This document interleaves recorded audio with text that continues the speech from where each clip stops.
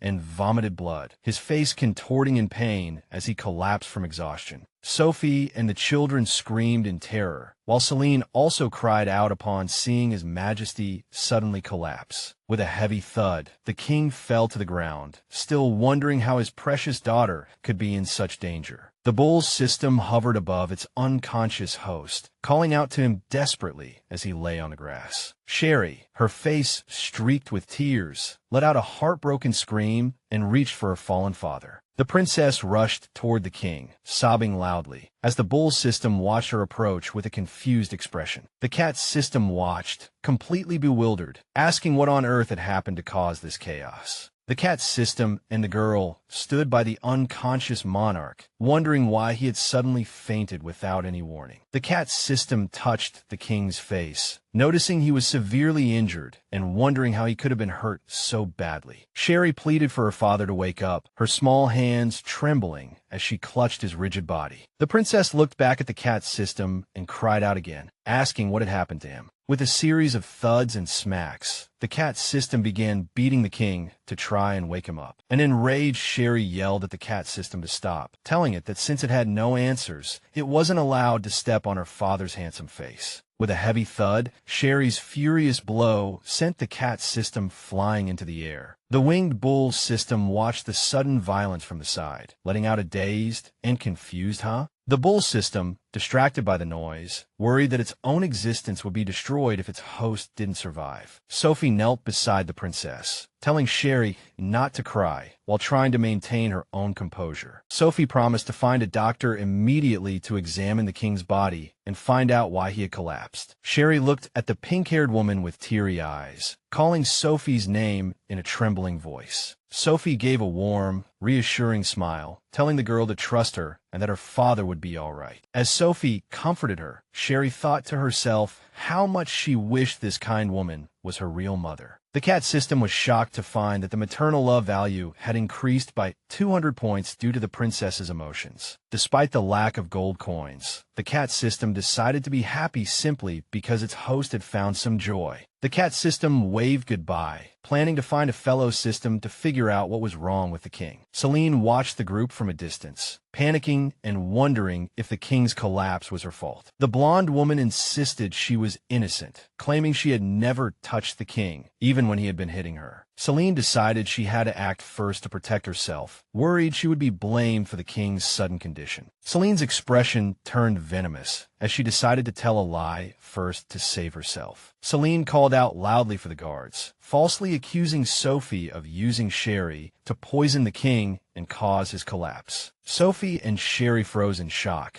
their eyes wide as they heard Celine's vicious and well-crafted lie. Celine continued her act, calling for the guards, while the blue-haired boy watched her with deep suspicion. Sophie realized Celine had successfully framed her with a false narrative, making it extremely difficult for them to defend themselves. The king remained unconscious, his face pale and beaded with sweat as he suffered from the mysterious ailment. A tearful Sheree pleaded with the gray-haired doctor, asking for any news about her father's health and safety. The doctor sat with the princess, speaking to her gently as he prepared to explain the king's current condition. With a gentle pat, the doctor reassured the worried girl, saying her father just needed rest to recover. Sheree looked up with hope, asking if her father would really be okay after collapsing. In the hallway, several ladies and the silver-haired queen watched quietly as the doctor comforted the little princess. The gray-haired doctor smiled warmly at the girl, replying affirmatively that her father would live. The silver-haired queen pointed at the doctor, ordering him to follow her for a private conversation away from the crowd. The queen demanded the truth, asking if the king was truly dying from his injuries. The doctor lowered his head with a grave expression, admitting the king's injuries were severe and his life was indeed in danger. The queen's face turned pale with fear as she realized the situation was far more serious than she had initially hoped. The queen stared at the doctor with a sharp gaze, demanding to know if he had found the true cause of the illness. The gray-haired doctor broke out in a cold sweat, appearing visibly shaken as he faced the queen's stern questioning. The silver-haired queen pondered the mysterious internal force that had harmed the king, recalling the little princess's earlier warning. Sheree peeked out from behind a marble pillar, calling out loudly for her father and startling the surprised silver-haired queen. The blonde girl rushed to the doctor, desperately asking if her father's life was truly in danger. The gray-haired doctor looked down, his expression deeply troubled and hesitant as he struggled to find the right words. The silver-haired queen's expression turned fierce as she questioned how the girl dared to show her face. The queen issued a sharp, imperious command for the palace guards to arrest Princess Sheree immediately. As the guards rushed towards Sheree, she was paralyzed with terror, huge tears welling up in her eyes. With a scuffle, the guards seized the princess, who asked why she was being arrested. Sophie rushed into the room, demanding to know the meaning of the guards' aggressive actions toward the child. The silver-haired queen stared back coldly, repeating the question in a tone of absolute authority. The queen justified the arrest by claiming the child had harmed her father, while Sophie watched with growing alarm. The atmosphere in the room grew tense as the two women stood their ground, their magnificent gowns brushing against each other. Sophie argued that the queen shouldn't dispose of the king's beloved daughter while he was unconscious. Sophie stared at her rival, asking if the queen was afraid of the blame that would surely fall upon her when the king recovered. The silver-haired queen remained silent and impassive, her icy blue eyes fixed on the pink-haired woman. Without hesitation, the silver-haired queen once again called for the guards to act. The queen pointed at her rival again, ordering the guards to imprison consort Sophie along with the princess. Sophie stared in utter disbelief, horrified that the queen would actually follow through with such a cruel order. The queen explained she was punishing them for the king's collapse, citing Celine's earlier perjury as evidence. The queen looked grimly at the unconscious king, wondering if he would truly blame her for this. Sophie remained defiant, warning the queen that she would have to answer to Sheree for these unjust punishments. Sheree struggled in her captor's grasp, screaming for the bad people to let her go. In her resistance, Sophie shouted again, questioning if the queen truly wasn't afraid of the king's wrath when he awoke. The silver-haired queen walked towards Sophie, claiming she would feel she had failed the king if she didn't deal with him. Sophie's expression became knowing as she told the queen she saw through her calculating and malicious thoughts. Sophie implied the queen wanted them dead, so she could pin everything on them when the king recovered. The silver-haired queen let out a startled huh, momentarily caught off guard by Sophie's blunt and accurate accusation. Sophie mocked the queen's naivety, insisting the king would blame her regardless of who she tried to frame. Sophie continued her verbal assault, placing a hand on her chest as she prepared to issue another warning. Sophie mentioned a powerful allied king, wondering if he would seek revenge for the death of his friend's daughter. The silver-haired queen broke into a cold sweat, worried that a king as clever and powerful as like would be difficult to handle. The queen conceded slightly, saying fine, but appeared visibly frustrated as Sophie held her ground with cold determination. The silver-haired queen's patience finally ran out, and she changed her order, demanding the guards execute Sophie immediately. Sheree was once again plunged into shock and terror upon hearing the queen's cruel new command. The little princess looked small and helpless, her small hands trembling as the gravity of the situation sank in. The queen ordered Sheree to be locked up, while Sophie thought with relief that she had at least secured the girl's safety. Sophie resisted the guard's touch, declaring she could walk on her own as she was led to her fate. The queen screamed for the guards to stop and kill Sophie right there in the hallway. Sophie looked at the queen with unadulterated disgust, not hesitating for a moment and thinking the woman was too afraid of her rivals. Sheree grabbed Sophie's long dress, screaming that she wouldn't let anyone kill the kind woman. Sophie tried to push the girl away, urging her to go back to her room and away from the danger. Sheree refused to leave her friend, letting out a heartbroken and defiant scream. "No, I won't." The silver-haired queen glared at the child, cursing her as a brat and regretting that she had spared her life. Murderous intent burned in the silver-haired queen's eyes as she yelled at the guards. "Do it now." With two swishing sounds, the guards drew their sharp blades, preparing to strike the defenseless woman. A flash followed, accompanied by a sudden whoosh, as a long sword swung through the air toward its target. Sophie held Sheree protectively in her arms, covering her eyes as a mysterious blue light began to surge. Sheree let out a powerful scream, and blue electrical energy erupted from her body in a violent magical eruption, followed by a massive bang as a huge cloud of white smoke and divine energy exploded in the room. In the swirling cloud of dust, Sophie coughed violently, while Sheree stood defiantly before her, clutching her throat. The pink-haired woman watched with a pained expression, calling Sheree's name. With a sudden whoosh, Sheree lunged forward, mysterious blue electrical energy surging as her eyes burned with a deep red glow. The little princess swore to kill anyone who threatened her friend. Celine knelt before a row of guards, weaving a lie about Sophie being a seductive succubus. A loud ah echoed through the hallway, startling two court attendants. They turned toward the noise, looking bewildered, and the two exchanged confused glances, wondering what was happening in the palace. An attendant realized with a start that the commotion was coming directly from His Majesty's private chambers. Celine continued her dramatic performance, pointing at Sophie and viciously accusing her of causing the king's mysterious illness. The attendants' faces turned pale as they witnessed the shocking scene, their eyes wide in disbelief at the chaos unfolding before them. Celine raised her voice in a frantic plea, demanding the guards take Sophie's life immediately. Sophie looked back in terror upon hearing the blonde woman's murderous demand, her heart sinking. Sheree's face twisted in fury as her power grew, declaring that whoever wanted them dead must die.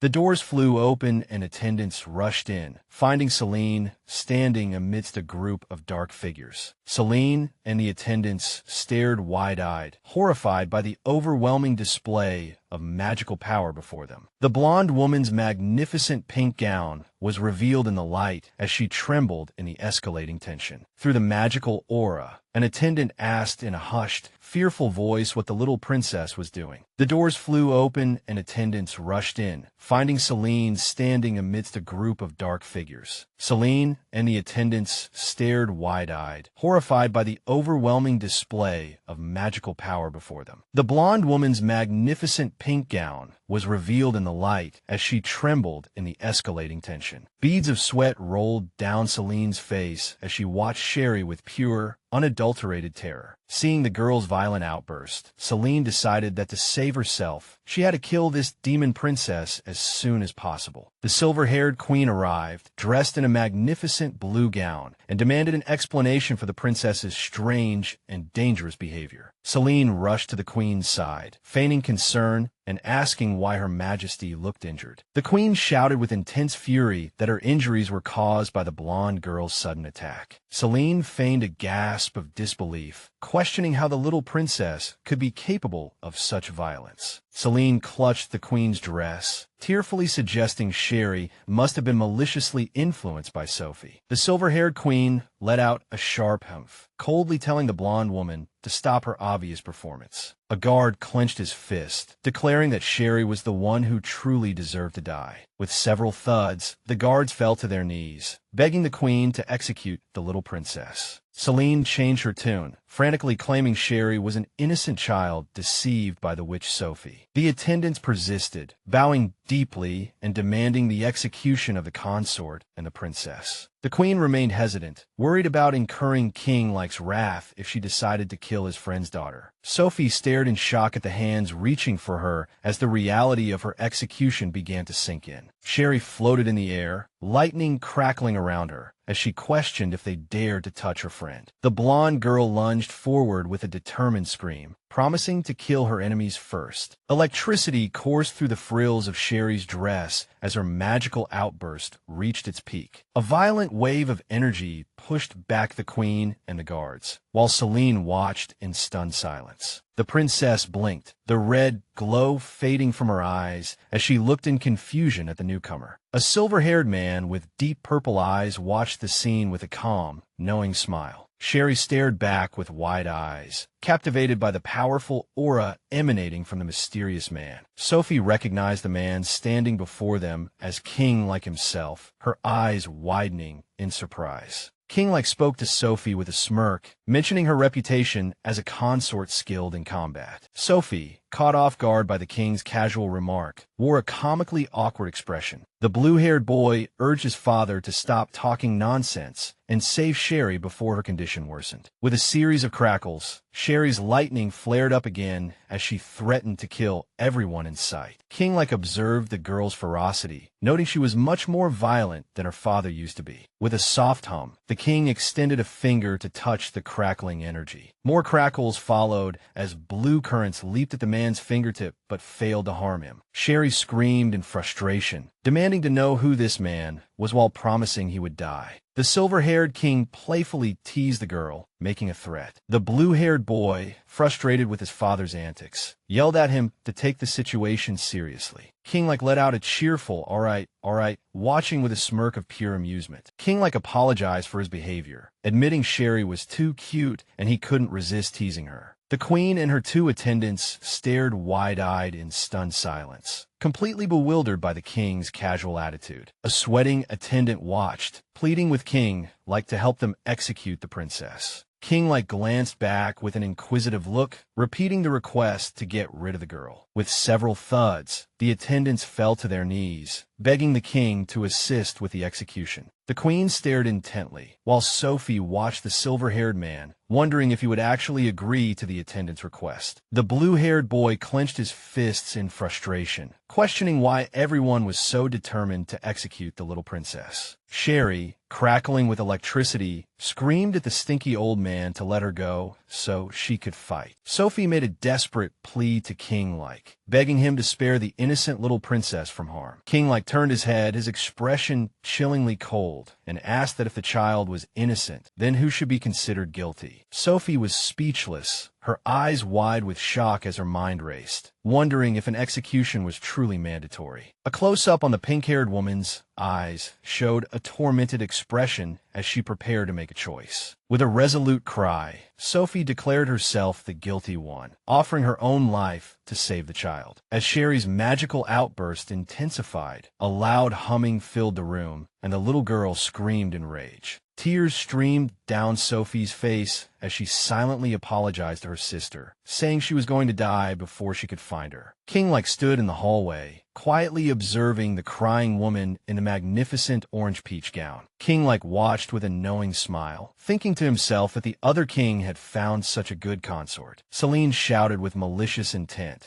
claiming everything was Sophie's fault for instigating the princess to turn bad. King Like turned his gaze to the blonde woman, asking who she was in a flat, uninterested tone. Celine's expression immediately shifted to a blushing, shy smile as she introduced herself to the handsome king. King Like continued to stare at the woman with a placid, unreadable expression, his purple eyes devoid of interest. Celine, infatuated with his handsome face, wondered out of vanity if the king had a secret crush on her. The silver-haired king let out a soft "oh" and continued to observe the blonde woman's strange and vain behavior. King Like pointed out that Sheree was out of control and told Celine that as her mother, she should intervene. Celine panicked as her mind raced, thinking about her status and her relationship with another majesty. Delusional and conceited, Celine struck a dramatic pose, blaming all the current court troubles on her overwhelming beauty. With a loud hum, King pointed ahead, suggesting Celine go talk to her rampaging daughter. Celine's face contorted into a comical expression of shock and horror as she understood the king's dreadful request. Celine recoiled in terror, calling her own child a monster as Sheree's magical energy raged violently in the background. The shot focuses on the frills of Sheree's dress, with pink electrical energy surging wildly in the air. Sheree screamed hysterically, threatening to kill anyone who dared to step into her territory. Celine trembled in fear, certain the little monster child would actually kill her if she got close. Celine collapsed to the floor, crying out to King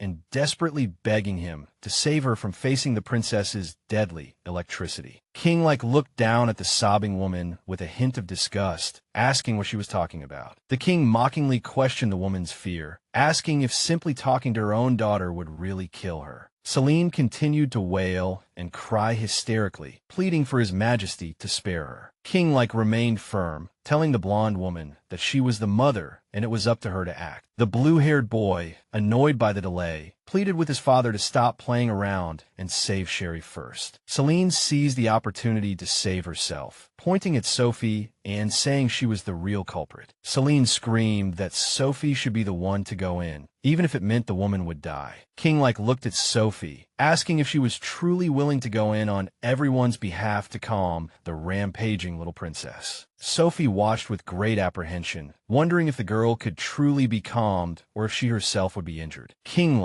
with a gentle and reassuring smile, promised the pink-haired woman that he wouldn't let the girl get hurt. Sophie steeled her resolve, lifting her head with strong determination and accepting the dangerous task of approaching the princess. King gestured the way, giving her permission to go, but warning her to be careful, as the girl had just tried to kill someone. Sheree let out a fierce and defiant scream, promising to make anyone who dared approach die. King watched the girl's violent outburst with a smirk, wondering whose temper the child had inherited. With several humming sounds, Sophie rushed forward, calling out to Sheree and vowing to always protect her from harm. A loud crackle echoed through the room as the princess's magical electricity continued to surge violently. Rapid crackling sounds filled the air as the sweating princess struggled to remain calm. The reflection of the flashing magic danced in the blonde girl's large, crystal-clear eyes. Sophie rushed forward and held the little girl tightly in her protective embrace. Sophie was surprised by the girl's sudden relief, asking in confusion what she meant by her strange words. Sheree nestled into the hug, expressing with tears her joy that the pink-haired woman was still alive. Sophie froze on the spot, an expression of deep shock and realization dawning on her face. The pink-haired woman smiled gently, saying the blonde girl was a silly child for worrying so much. King watched the heartwarming reunion with a satisfied smirk, declaring the situation to be perfect. With a soft hum, the silver-haired king reached out and touched the girl's crackling forehead. King-like's eyes widened slightly in surprise as he sensed something unusual in the princess's power. The mysterious king looked at Sheree with intense curiosity, contemplating the child's true nature. Prince Shitzel anxiously asked his father what was wrong with Sheree, who was still struggling. King began to count under his breath, confused by the multiple energies emanating from the little girl. The blue-haired boy grew more frustrated, demanding to know what nonsense his father was muttering. King turned his head and explained that he was just counting how many Sherees he could see. Shitzel cried out in disbelief when the king implied the child had somehow split into 7 different fragments. King sighed deeply, suggesting they just heal the other king so he could deal with this mess. The silver-haired queen and her guards were in complete shock, recognizing the powerful man as king-like. King-like, with an air of authority, demanded to be taken to the unconscious king immediately. The queen hesitated, pointing to Sophie and Sheree and asking if he intended to let them go. King retorted coldly, questioning if the queen truly had the heart to kill them. Cornered by his logic, the silver-haired queen agreed that saving her husband had to be the top priority. King smirked, saying that once the other king woke up, he could execute whomever he wanted. The queen led the way down the hall, while Celine seethed with resentment, furious that Sophie had once again escaped punishment. Celine shouted that she had to see the king, her face twisting in fury as she approached the group. King stopped, letting out a dismissive sound as he heard the loud-mouthed blonde woman approaching from behind. King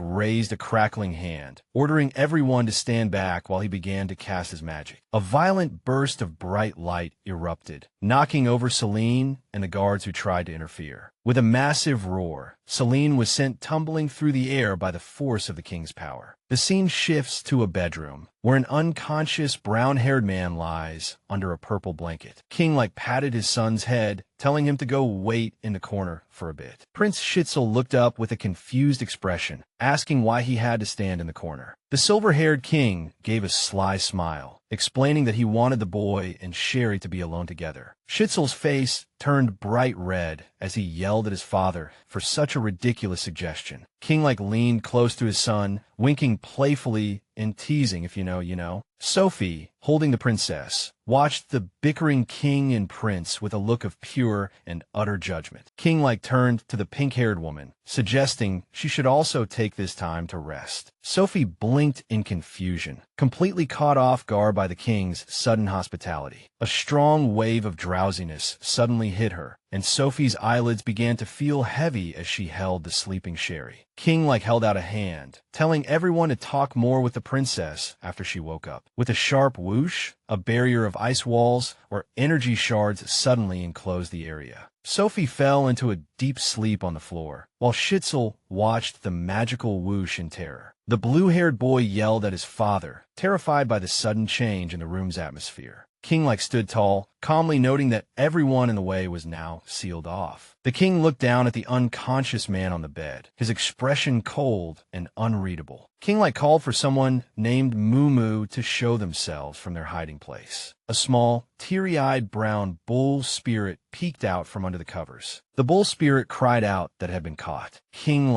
holding a small feather, demanded the little creature speak up and explain what had happened here. The bull spirit Moo yelled angrily at the unconscious king, blaming him for telling everything. King made a contemplative sound as he processed the small elf's loud and frantic accusations. The tearful bull spirit, Moo, softened her stance, promising to reveal the truth behind the recent chaos and the king's condition. King accepted the written confession as a magical quill glowed faintly in the starlit, dim air. The silver-haired king realized that only Klein could perceive the unique system that managed his eccentric daughter. King observed the sleeping Klein, pondering the mysterious force that compelled the man to have a daughter. Moo submitted the completed report, relieved to have finally finished the task of frantically writing for the king. King, surprised by the small elf's speed, scrutinized the document with a sharp and calculating gaze. As he read further, the silver-haired king's expression grew grave, his internal concern over the situation mounting. King realized that Klein had violated the system's rules for Princess Sheree, inadvertently causing harm to his child in another world. Looking at the unconscious man, the king asked if an immense psychological burden had caused Klein to vomit and collapse. Moo yelled loudly, confirming the series of tragic events as fresh tears welled up in her elven eyes. A profound thought struck King and he asked Moo about a startling possibility regarding the princess's true identity. Above, the prince comforted Sheree while the king wondered if she was truly Klein's daughter from the other world. King prepared to leave, instructing his son to further bond with the man in his comatose state. A sharp whoosh suddenly sounded as jagged shards of ice erupted, forming a protective crystalline barrier around them. Prince Schitzel cried out, startled by his father's sudden burst of powerful ice magic. The silver-haired king smiled knowingly, thinking about the invisible system that made normal communication with Klein nearly impossible. Looking at the sleeping Klein, King admitted that without this confession, the system's secrets would have remained hidden forever. Moo once again presented the letter written with the quill, her her tiny body trembling under the weight of these profound revelations. The king reiterated the cruel truth. Klein had sacrificed his own rules for Sheree, causing immense harm in another reality. Flickering magical light reflected in the blonde girl's sparkling eyes as she began to stir from her sleep. Sheree awoke in the prince's arms, looking around the unfamiliar room with a dazed and confused expression. The blonde princess blinked slowly, trying to regain consciousness while feeling the aftereffects of her magical exhaustion. Seeing the princess finally open her eyes after her ordeal, Sketzel's face lit up with pure joy. Sheree asked where they were, her voice small and trembling as she tried to comprehend her current safe location. Seeing the pink-haired woman collapse on the floor, Sheree's confusion instantly turned to alarm for her protector's safety. A desperate Sheree rushed towards Sophie, while the prince tried to calm her with calm, gentle movements. The princess demanded an explanation for Sophie's condition, her face contorted with a mixture of anger and grief. Sketzel gently soothed the panicked girl, explaining that the pink-haired woman had simply passed out from extreme exhaustion. Sheree refused to calm down, yelling at the prince and demanding to know the exact reason for Sophie's sudden collapse. The blonde girl's anger erupted as she demanded the truth, the intensity of her emotions making the blue-haired prince flinch. Sketzel realized how deeply the princess cared for Sophie. Seeing her sincere fear and intense devotion, the prince explained that his father had used magic to ensure Sophie rested, promising she would wake up in an hour. A glimmer of hope flashed in Sheree's tear-filled eyes as she asked if her friend would truly be okay. Sketzel placed a comforting hand on her head, softly promising that everything would be all right. Sheree held the sleeping woman, vowing to stay by her side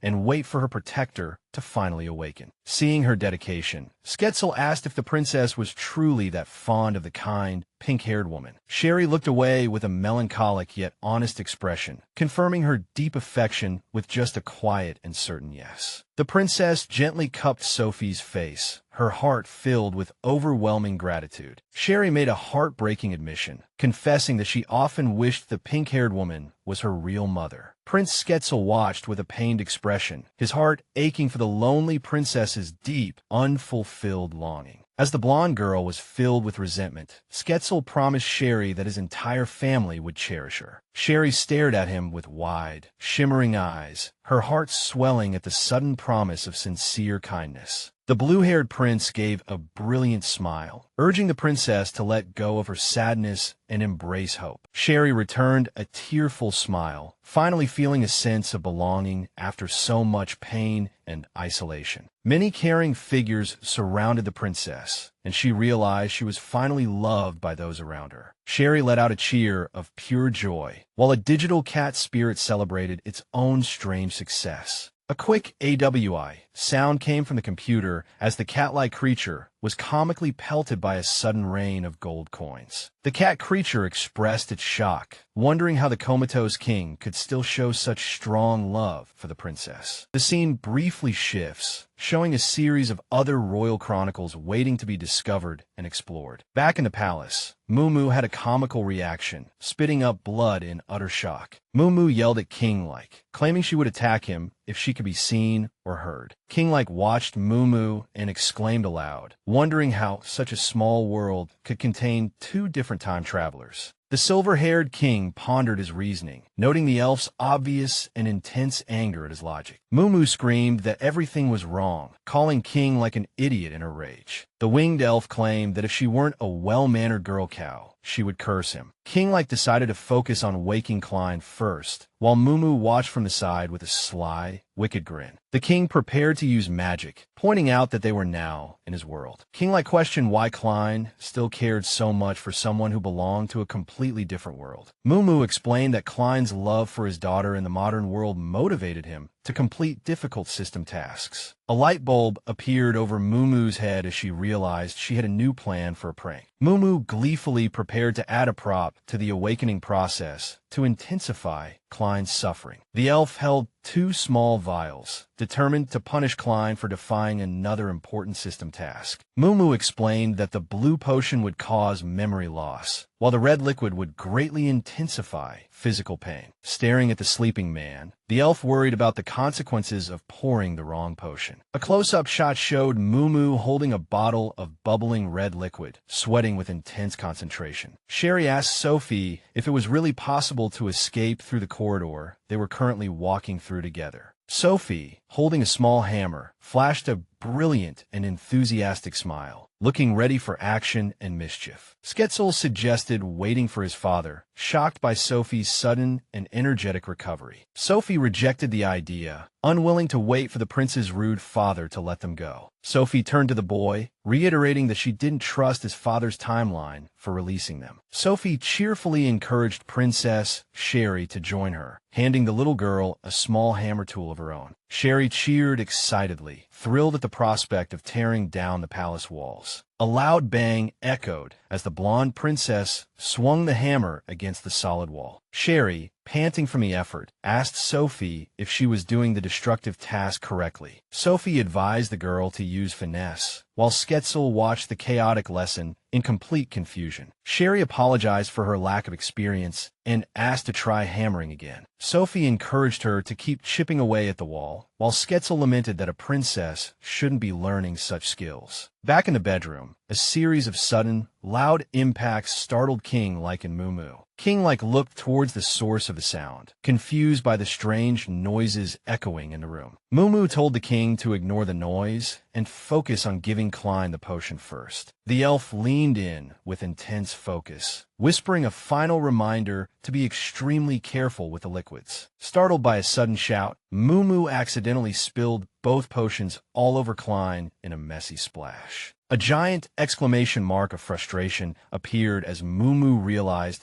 she had made a disastrous and messy mistake. Mumu stared in horror at the empty red vial, realizing the consequences of her clumsy, panicked accident. The elf held her head and screamed in panic, wondering what they were supposed to do now. As the blue liquid trickled down Klein's unconscious and pale face, Mumu frantically searched for a solution. King-like reacted with extreme confusion, looking down at the strange stains now covering the sleeping man. The silver-haired king asked why Klein's face was wet, completely unaware of the elf's recent clumsy actions. Sheree appeared at the broken wall, holding her hammer and loudly asking if her father was okay. King-like wore a wide-eyed expression of shock, unable to believe she had actually broken through the magical barrier. The king asked how she had escaped, and Sheree proudly explained that she had used her hammer. Sheree demonstrated her technique with a happy smile, recounting how she had hammered at the corner of the wall. King-like was speechless, stammering in surprise at hearing the little princess used a hammer. Watching the girl jump around with her tool, the king drily noted that she was actually quite violent. Sheree proudly pointed to herself with her thumb, giving credit to Sophie for teaching her how to break the wall. The princess recounted how she didn't know what to do at first, but Sophie had patiently taught her. Sheree explained that she improved quickly, and eventually, they were able to make a whole together. The little girl held out her hands, seeking praise, while the silver-haired king watched with a stunned expression. King-like forced a strange smile, giving Sheree a thumbs up and praising her as amazing. Sheree's eyes sparkled with joy and wonder as she listened to her father's unexpected words of encouragement. The blonde girl raised her hammer high, her eyes shining with joy upon receiving the first sincere compliment of her life. A rain of gold coins fell on the tan cat spirit, while its digital avatar celebrated the success on a nearby computer. Against a glowing blue digital background, more gold coins pelted the cat-like creature's head, and it looked up in surprise. In a close-up, the cat spirit looked completely bewildered, wondering aloud why the system was suddenly raining down so many gold coins. King-like watched the celebrating princess with a hint of hesitation on his face, contemplating the current situation. The silver-haired king thoughtfully stroked his chin, suggesting they first focus on wiping the dirt off the little girl's face. King-like knelt down and gently cleaned Sheree's face, declaring that a cute little princess like her should never be dirty. Sheree beamed a brilliant smile, promising to wipe Sophie's face too, once her protector woke up from her exhaustion. The princess excitedly added, brandishing her hammer, that she would wipe Sketzel's face too, making the silver-haired king flinch in surprise. The silver-haired man fell into a melancholic silence, watching with a deeply pained and conflicted expression. A loud clank-clank sound echoed as the wall cracked. The king sighed, deciding to let the children have their fun. King smiled warmly, deciding to allow the happy girl to enjoy her rare moment of sincere joy and excitement. In the foreground, the brown-haired man began to stir, while the king and princess continued their activities in the background. Klein woke from his sleep, dizzily clutching his head and wondering aloud what had happened during his sudden loss of consciousness. The focus shifts to the intricate vine pattern on the purple-patterned fabric of the bed where the man had just awoken. Seeing him awake, Sheree waved with a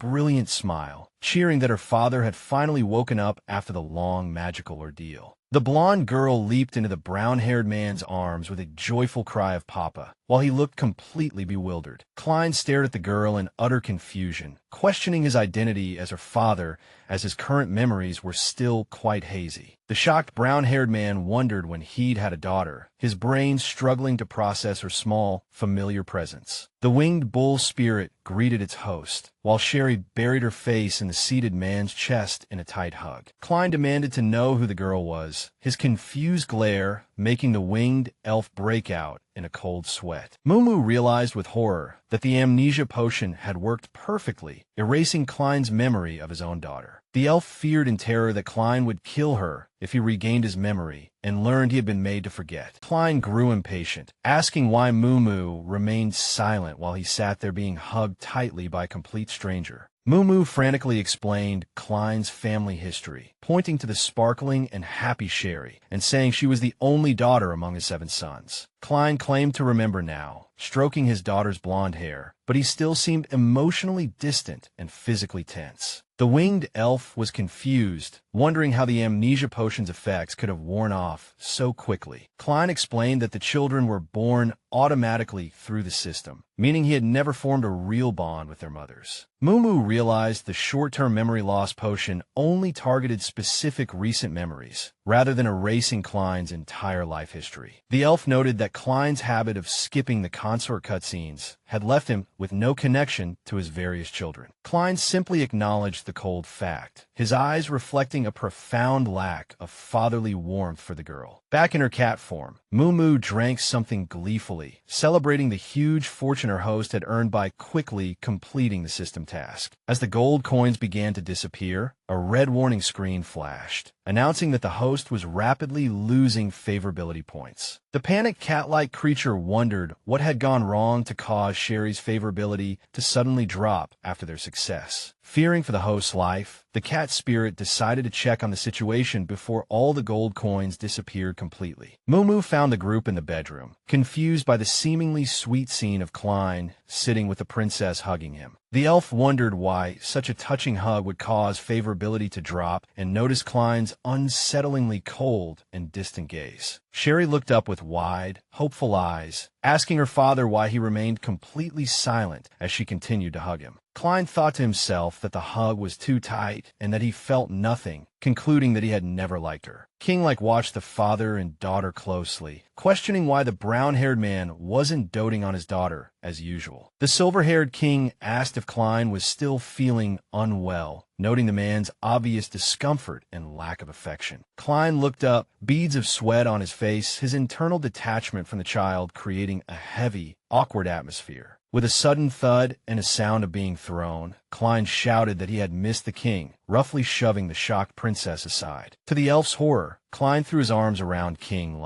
completely ignoring the girl he had just discarded and thrown away. Sheree fell to the floor crying, while the elf cried out princess at the sudden and cruel rejection she had suffered. Klein clung to the king, praising his recovery, while the crying blonde girl was left abandoned and deeply hurt in the background. A sobbing Sheree looked on with teary eyes, a white bandage now on her forehead from the sudden, painful fall. King froze in shock, his face paling as he realized his daughter was crying because of the man's actions. The silver-haired king looked down at the child, asking with sincere concern why she was crying so hard after being pushed away. Skezel climbed out of a hole in the palace wall, calling out to the miserably crying princess with a worried look on his face. King asked the crying Sheree why she was crying, while Skezel watched worriedly from the side. Tears streamed down Sheree's face as she wondered why she was crying so uncontrollably. The silver-haired king and his son watched the princess with deep worry and confusion. King gently patted the girl's head, asking her to tell him what happened. Sheree comforted herself by saying her father only pushed her away because he missed Uncle-like. Skezel aggressively offered to duel anyone who made her unhappy, much to his father's annoyance. King scolded his son for his violent tendencies, giving him a quick knock on the head. Skezel rubbed his sore head, reminding his father that they should be focusing on Sheree's feelings. The silver-haired man smiled knowingly, teasing his son for trying to impress a girl.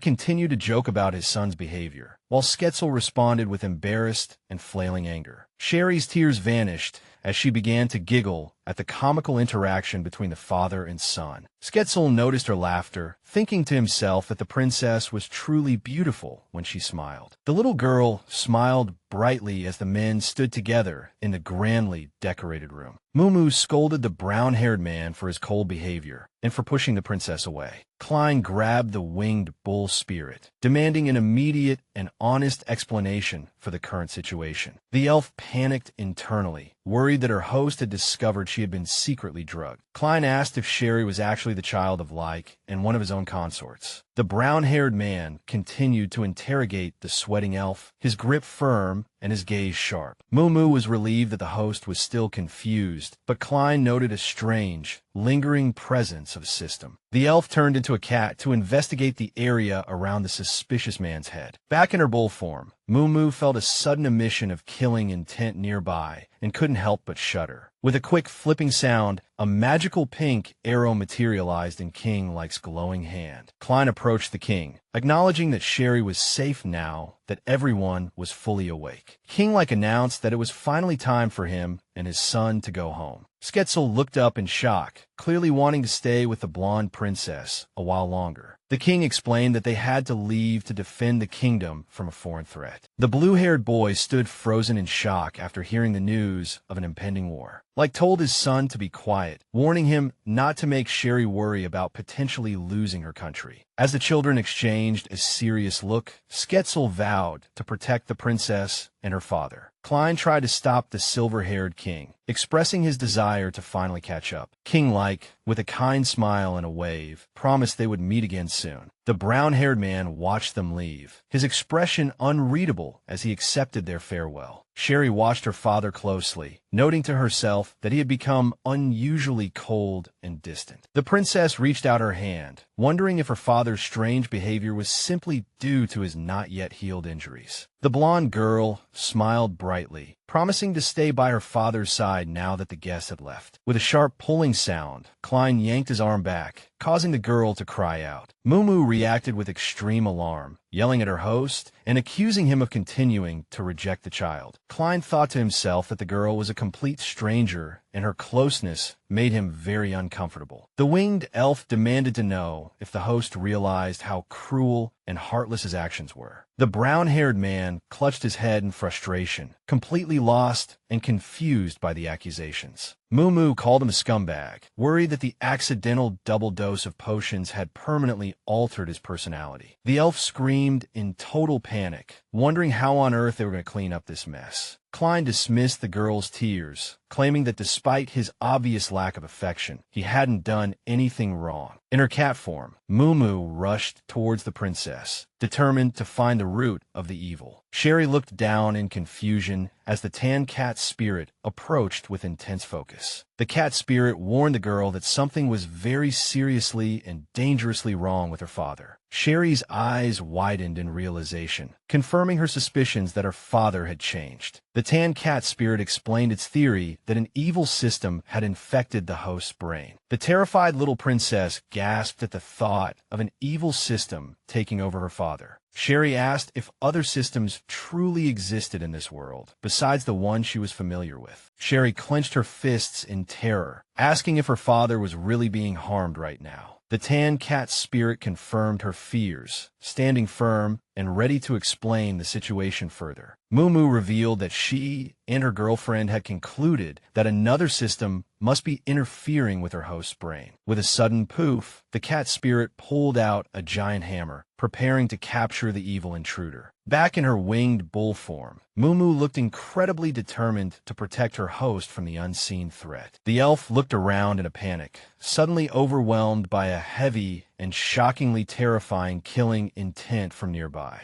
The cat's spirit brandished its large mallet, leaping over the winged bull's head and demanding the enemy show itself.